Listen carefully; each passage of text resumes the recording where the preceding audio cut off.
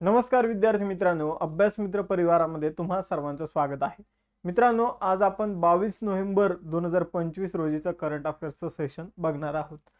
मग सेशन सुरू करण्या अगोदर जर तुम्ही हे सेशन लाईक करत नसाल तर लाईक करत चला, चॅनलला सबस्क्राईब करायला विसरू नका. अभ्यासात खंड पडू देऊ नका, अभ्यास स्लो होऊ देऊ नका, अभ्यास कन्सिस्टंटली सुरू ठेवा आणि या लेक्चरच्या शेवटी असणाऱ्या टेस्ट क्वेश्चनची उत्तरं द्यायला विसरू नका. सुरू करूया आजचं सेशन. पहिला क्वेश्चन तुमच्या समोर आहे मित्रांनो. भारत 2026 मध्ये पहिल्या ग्लोबल बिग कॅट कॉन्फरन्सचं आयोजन करणार आहे, तर ते कुठे आयोजित केलं जाईल? तर भारत आपण जर बघितलं नवी दिल्ली या ठिकाणी पहिल्या ग्लोबल बिग कॅट कॉन्फरन्सचं आयोजन करणार आहे. मित्रांनो, तुम्हाला माहित असेल की 2023 या वर्षामध्ये आपण आंतरराष्ट्रीय बिग कॅट अलायन्सची स्थापना केली. मांजर कुळातील ज्या काही 7 मोठ्या प्रजाती आहेत, मग आपण त्यामध्ये वाघ, सिंह झालं, चिता झालं, जॅग्वार झालं, त्यानंतर प्युमा झालं, ह्या ज्या काही मांजर कुळातील मोठमोठ्या प्रजाती आहेत, बिबट्या झालं, हिमबिबट्या झालं, तर अशा 7 प्रजातींना आपण संरक्षण देण्यासाठी इंटरनॅशनल बिग कॅट अलायन्स आपल्या भारताने स्थापन केलेली आहे. प्रोजेक्ट टायगर जो आहे मित्रांनो 1973 रोजी सुरू करण्यात आला होता आणि प्रोजेक्ट टायगरला 50 वर्ष पूर्ण झाल्याच्या स्मरणार्थ आपण ही big cat alliance international big cat alliance जी आहे ती सुरू केलेली आहे. याचे अध्यक्ष जे आहे ते आहे आपले पर्यावरण मंत्री भूपेंद्र यादव. भूपेंद्र यादव जे आहे ते या इंटरनॅशनल बिग कॅट अलायन्सचे अध्यक्ष आहे. मित्रांनो, मग आता या इंटरनॅशनल बिग कॅट अलायन्सच्या माध्यमातूनच ग्लोबल बिग कॅट कॉन्फरन्सचं आयोजन केलं जाणार आहे आणि ते कुठं आयोजित केले जाणार आहे? तर नवी दिल्ली या ठिकाणी. मग आपण जर बघितलं याविषयी माहिती COP30 कुठे झाली? COP30 अलीकडे झालेली आहे बेलेम ब्राझीलमध्ये. ब्राझीलमध्ये COP30 आयोजित करण्यात आली होती. मग आपण जर बघितलं तर त्या ठिकाणी भूपेंद्र यादवजी यांनी या गोष्टीची अनाउन्समेंट केली की पहिलं जे काही आपण म्हणूया international big cat alliance conference जी आहे तर ती कुठं होणार आहे? तर ती भारतामध्ये नवी दिल्लीमध्ये होणार आहे. पुढे जाऊया. इंटरनॅशनल बिग कॅट अलायन्सची स्थापना 9 एप्रिल 2023 रोजी करण्यात आली होती. आपण जर बघितलं तर हिचं मुख्यालय जे आहे ते आपल्या भारतामध्येच स्थापन करण्यात आलेलं आहे. आता एक्झॅक्ट मुख्यालय जे आहे तर ते कुठे आहे? तर सध्या तरी दिल्लीमध्ये.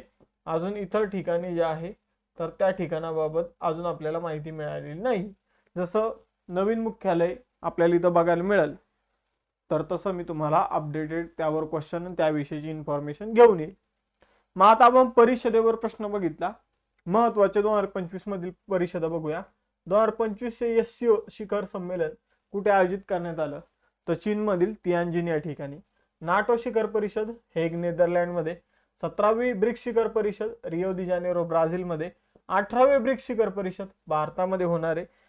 SCO ची संरक्षण मंत्र्याची बैठक चायनामध्ये आयोजित करण्यात आली.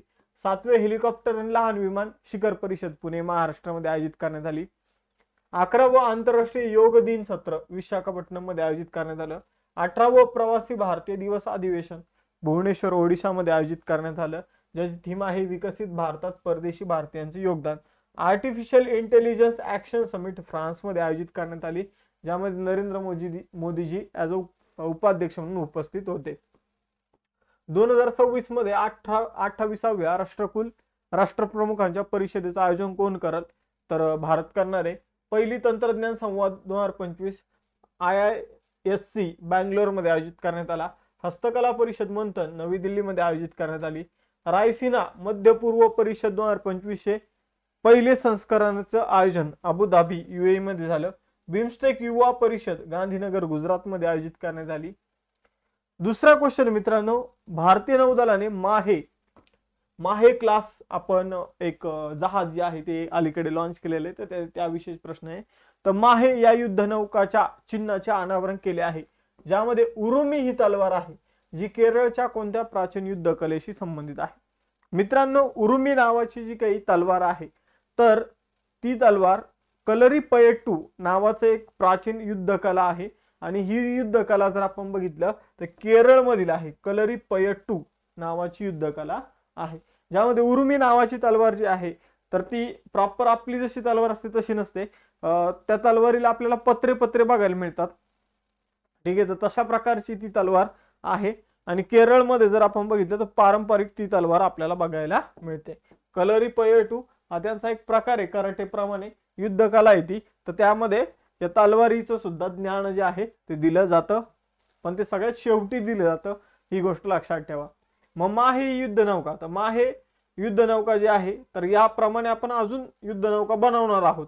मग बाकी सगळ्या युद्धनौकांना माहे क्लास युद्धनौका म्हणून ओळखलं जाईल, कारण माहे या युद्धनौका मधील पहिली युद्धनौका आहे.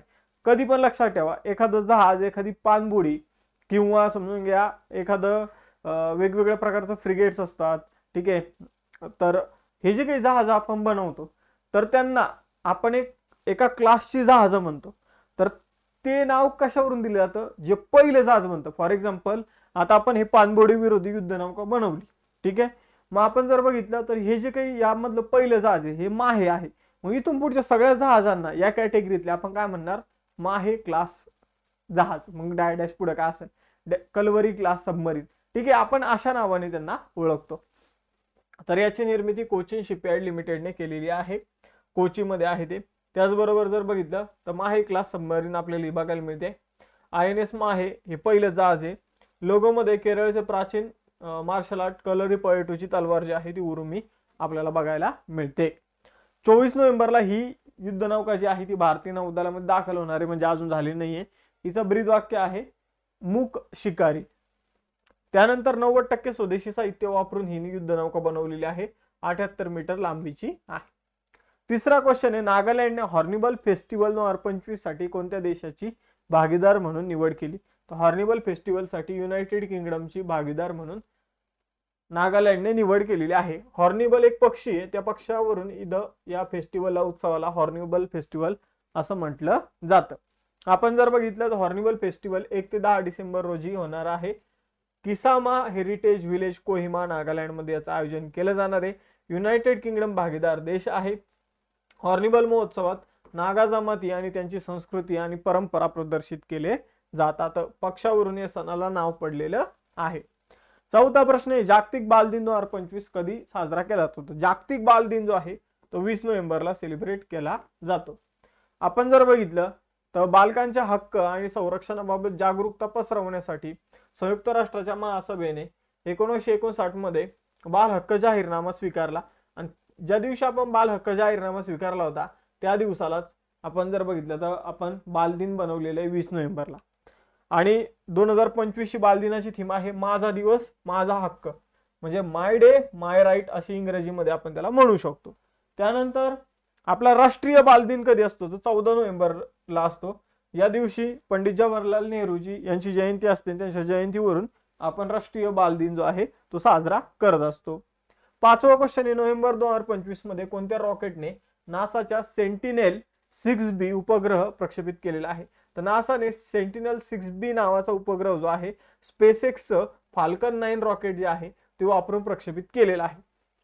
हा सेंटिनेल 6B नावाचा उपग्रह जो आहे तर तो नासा आणि युरोपियन युनियन यांचं एक संयुक्त अभियान आहे. आणि हा उपग्रह काय करणार आहे तर महासागर जे आहे त्याचा अभ्यास करणार आहे. तर महासागराच्या अभ्यासासाठी नासाने या उपग्रहाचं प्रक्षेपण केलेलं आहे, पण त्यांनी स्पेसएक्स या खासगी कंपनीच्या रॉकेटचा इथं वापर केलेला आहे.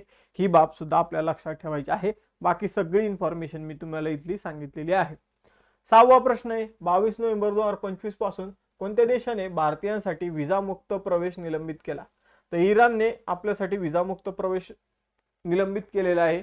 भारताच्या परराष्ट्र मंत्रालयाचं म्हणणं आहे की इराणमध्ये जो काही भारतीयांना जाण्यासाठी विजामुक्त प्रवेश होता त्याचा गैरवापर करून, फॉर एक्झाम्पल भारतीय पासपोर्टवर काही समजून घ्या, आपल्या देशामध्ये पण आपल्याला माहिती आहे बरेचसे बांगलादेशी, बरेचसे पाकिस्तानी जे आहे ते ॲज अ स्लीपर सेल म्हणून राहतात. तर मग ते लोक इराणमध्ये जाणार आणि इराणमध्ये समजून घ्या की काही कुरघोड्या वगैरे करणार. मग त्यामुळं इराणने भारताचा काय केलेला आहे, विजामुक्त प्रवेश जो आहे तर तो निलंबित केलेला आहे. म्हणजे आजही आपण इराणमध्ये जाऊ शकतो, पण विजा घेऊन आपल्याला जावं लागणार आहे. पुढे जाण्या अगोदर मित्रांनो, जर तुम्हाला शिकवणं आवडत असेल आमचं अभ्यास मित्र टीमचं, तर तुम्हाला एकदम कमी फीजमध्ये क्वालिटी एज्युकेशन देण्याचा आम्ही प्रयत्न करतोय. जवळपास 250+ विद्यार्थ्यांनी या बॅचमध्ये प्रवेश घेतलेला आहे। तुम्हाला जर तुमचा प्रवेश निश्चित करायचा असेल कंबाईन पूर्व परीक्षेसाठी तर आताच सुवर्ण संधी आहे, आताच तुम्ही तुमचं ॲडमिशन पक्क करा। त्याचबरोबर चालू घडामोडीच्या लेटेस्ट बायोलॉजीच्या नोट्स मी बनवलेल्या आहे, त्या तुम्ही ॲप्लिकेशनमधून विकत घेऊ शकता। त्याचबरोबर आपल्या अभ्यास मित्राच्या फाउंडेशन बॅच तुम्हाला ॲपमध्ये बघायला मिळतील। त्यानंतर 21,000+ PYQ ची देखील बॅच आपण सुरू केलेली आहे। या आपला नोट्स पॅक आहे, ज्यामध्ये सर्व विषयाच्या नोट्स तुम्हाला बघायला मिळेल। अभ्यास मित्राचं ॲप सर्वांनी डाउनलोड करा, त्यामध्ये वेगवेगळ्या ऑफर असतात, त्याचा सुद्धा फायदा घ्यायला विसरू नका। पुढे जाऊया, हा क्वेश्चन अगदी महत्त्वाचा आहे। 20वा आंतरराष्ट्रीय त्रिपिटक जप महोत्सव 2025 कुठे आयोजित केला जाईल? तर त्रिपिटक नावाचा काय आहे? एक ग्रंथ आहे, हा एक बौद्ध ग्रंथ आहे आणि याचा जप जो आहे मित्रांनो तर तो बोधगया बिहार येथे केला जाणार आहे। तर 20वा आंतरराष्ट्रीय त्रिपिटक जप महोत्सव जो आहे तर तो जर आपण बघितलं तर बोधगया बिहारमध्ये महाबोधी मंदिर जे आहे तर तिथे केला जाणार आहे 2 डिसेंबर ते 13 डिसेंबर या दरम्यान। याचं नेतृत्व लडाख येथील आपण जर बघितलं तर महाबोधी आंतरराष्ट्रीय ध्यान केंद्राचे संघ सेन महाथेरो हे करणार आहे। बाकी त्रिपिटक काय हे मी तुम्हाला सांगितलेलं आहे। पुढे जाऊया, कोणत्या मंत्रालयाने इंडिया AI मिशन अंतर्गत युवा AI फॉर ऑल सुरू केलं आहे? तर युवा AI फॉर ऑल हे मिशन जे आहे ते इलेक्ट्रॉनिक्स अँड माहिती तंत्रज्ञान मंत्रालयाने सुरू केलेलं आहे। या उपक्रमाचं उद्दिष्ट 1 कोटी नागरिकांना, भारतीय नागरिकांना म्हणजे जवळपास युवकांना काय करायचंय? AIचं प्रशिक्षण द्यायचं आहे। पुढील क्वेश्चन आहे, नोव्हेंबर 2025 मध्ये CII confederation of Indian industries असा एक संघटना आहे, तर CII गुणवत्ता रत्न पुरस्कार कोणाला देण्यात आला? तर CII गुणवत्ता रत्न पुरस्कार वेणू श्रीनिवासन यांना देण्यात आलेला आहे। तर बघा मित्रांनो, जी संस्था आहे तिला मराठीमध्ये म्हटलं जाईल भारतीय उद्योग महासंघ। उद्योग क्षेत्रामध्ये दिलेल्या उत्कृष्ट योगदानाबद्दल आणि आपण जर बघितलं भारताच्या उत्पादन क्षमता वाढवण्यामध्ये जी काही अग्रणी भूमिका बजावलेली आहे TVS मोटर्स चे कर्तदाता वेणू श्रीनिवासन यांना हा पुरस्कार देण्यात आलेला आहे। 10वा क्वेश्चन आहे, नोव्हेंबर 2025 मध्ये भारताने पहिल्यांदाच लिक्विड पेट्रोलियम गॅस म्हणजे LPG, घरामध्ये जे काही LPG सिलेंडर यूज करतो आपण, तर तो गॅस आयात करण्यासाठी कोणत्या देशासोबत संरचित ऊर्जा करारावर स्वाक्षरी केली आहे? तर भारताने अमेरिकेसोबत, युनायटेड स्टेट्स सोबत भागीदारी केलेली आहे। आपण आपल्या आयातीचे 10% LPG आयात जी आहे इथून पुढे अमेरिकेसोबत करणार आहोत। आपल्या कंपन्या जसं की IOC, त्यानंतर BPCL, त्यानंतर HPCL या ज्या कंपन्या आहे अमेरिकेच्या शेव्रॉन, फिलिप्स आणि टोटल एनर्जी यांसारख्या कंपन्यांसोबत करार झालेला आहे या कंपन्यांमध्ये, आणि जवळपास 2.2 दशलक्ष टन जो आहे LPG जो आहे 2026 पासून आपण खरेदी करणार आहोत आपल्या आयातीच्या 10%। 11वा प्रश्न आहे, सायबर फ्रॉड कॉल्सवर 100% प्रतिसाद देणारे भारतातील पहिलं राज्य कोणतं बनलं आहे? तर गोवा सरकार जे आहे मित्रांनो, गोवा सरकार, तुम्हाला जर एखादा सायबर फ्रॉड कॉल आला तर गोवा सरकारने एक हेल्पलाईन नंबर दिलेला आहे, लगेच त्यावर हेल्पलाईन नंबरवर कॉल केला तर गोवा सरकार पुढचं सगळं सांभाळून घेतं। तर अशा प्रकारचं सिस्टम जे आहे ते गोवा सरकारने सुरू केलेलं आहे आणि सायबर फ्रॉड कॉलवर 100% प्रतिसाद देणारं गोवा हे भारतातील पहिलं राज्य जे आहे ते बनलेलं आहे। त्यांनी टोल फ्री क्रमांक जो आहे 1930 हा सुरू करून ही सुविधा जी आहे ती आपल्या राज्यातील नागरिकांना दिलेली आहे। आता भारतातील पहिल्या घडामोडीशी संबंधित प्रश्न होता, मग भारतातील पहिलं विद्यापीठ कुठे स्थापन केलं जाईल? महाराष्ट्र। दलित उपकोटा लागू करणार पहिलं राज्य हरियाणा। देशात पाम तेल प्रक्रिया प्रकल्प सुरू कुठे झाला? अरुणाचल प्रदेश। भारतातील पहिले डॉल्फिन संशोधन केंद्र पटना बिहार। 5 कोटी आयुष्मान कार्ड जारी करणारे देशातील पहिले राज्य उत्तर प्रदेश। भारतातील पहिला आयुर्वेदिक कॅफे दिल्लीमध्ये उघडण्यात आलेला आहे। कोणत्या विमानतळाने भारतातील पहिली स्वयंसेवा यंत्रणा सुरू केली? दिल्ली विमानतळ। भारतातील पहिले पाण्याखालील संग्रहालय कुठं तयार केले जाईल? सिंधुदुर्ग मध्ये INS गुलदार। भारतातील रेल्वेच्या सहकार्याने भारतातील पहिला हायपरलूप चाचणी ट्रॅक जो आहे तर तो कुठे लॉन्च करण्यात आलेला आहे? IIT मद्रास मध्ये। चंद्राच्या दक्षिण ध्रुवाचा पहिला नकाशा भारताने तयार केलेला आहे। भारतातील पहिले वन्यजीव जैव बँक दार्जिलिंग प्राणी संग्रहालयामध्ये सुरू करण्यात आलेले आहे। भारतातील पहिली एअर टॅक्सी प्रोटोटाइप कुणी सादर केलेले आहे? सरला एव्हिएशनने। आणि भारतातील पहिल्या काचेच्या पुलाचं उद्घाटन कन्याकुमारी तामिळनाडू येथे करण्यात आलेलं आहे। 12वा क्वेश्चन आहे, नोव्हेंबर 2025 मध्ये 44वा भारत आंतरराष्ट्रीय व्यापार मेळा कुठे आयोजित केला जात आहे? तर 44वा भारत आंतरराष्ट्रीय व्यापार मेळा जो आहे तो भारत मंडपम नवी दिल्लीमध्ये आयोजित केला जात आहे. 14 नोव्हेंबर ते 27 नोव्हेंबर मध्ये याचं आयोजन जे आहे ते केलं जाणार आहे. थीम आहे, या वर्षीचे मेळ्याची थीम आहे एक भारत श्रेष्ठ भारत. भागीदार राज्य बिहार, महाराष्ट्र, राजस्थान, उत्तर प्रदेश. विशेष राज्य आहे झारखंड. आंतरराष्ट्रीय भागीदार देश आहे UAE, चायना, इराण, दक्षिण कोरिया आणि इजिप्तसह 12 देश. मित्रांनो, आजच्या सेशनचे टेस्ट क्वेश्चन तुमच्या समोर आहे. पहिल्या ग्लोबल बिग कॅट कॉन्फरन्सचे आयोजन कोणता देश करणार आहे, कुठं केलं जाणार आहे? त्यानंतर नागालँडचा हॉर्निबल फेस्टिवलसाठी भागीदार देश कोणता आहे? आणि नोव्हेंबर 2025 मध्ये कोणत्या, मी रॉकेट सांगतो, फाल्कन 9 रॉकेटने सेंटिनल 6B हा उपग्रह अवकाशामध्ये सोडला, पण कशाचा अभ्यास हा उपग्रह करणार आहे हे तुम्ही मला कमेंट बॉक्समध्ये सांगायचं आहे.